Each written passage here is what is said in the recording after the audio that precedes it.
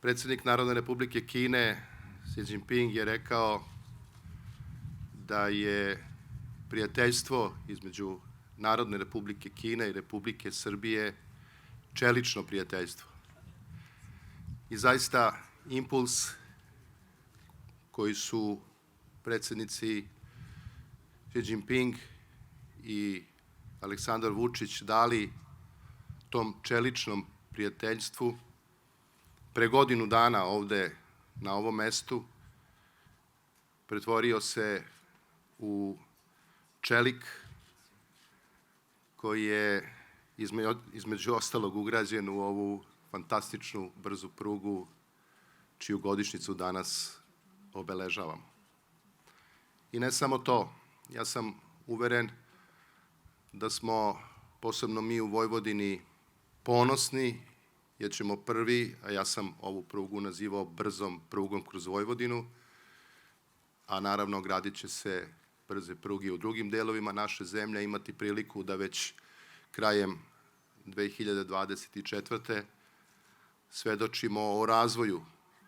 prijateljstva, o razvoju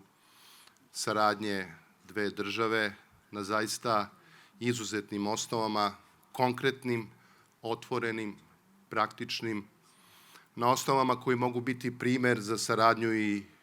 drugim državama u svim delovima sveta. Drugo, želim da kažem da smo i u drugim oblastima, kada je reč o izgradnji saobraćajne infrastrukture, kada je reč o povezivanju u oblasti kulture, sporta, kada je reč o dolasku kineskih kompanija koje će posebno u narednim mesecima otvarati velike pogone u Vojvodini, dokazali da smo dostojni tog snažnog početnog impulsa i dokazali da sa ponosom možemo da opravdamo tu saradnju, to čelično prijateljstvo o kojem je govorio kineski predsednik Xi Jinping. Želim ovom prilikom da se zahvalim pre svega svim projektantima, inženjerima, zaposlenima u svim kompanijama, posebno u kompanijama koje su izvodile radove, na izuzetnom trudu, jer se i evo godinu dana nakon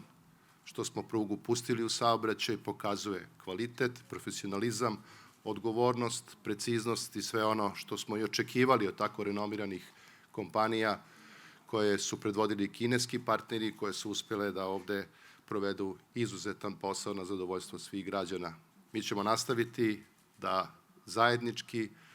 delujemo i da zaista ispunimo obećanje da ćemo do kraja 2024. brzim vozom moći da putujemo i do Subotice. Hvala vam.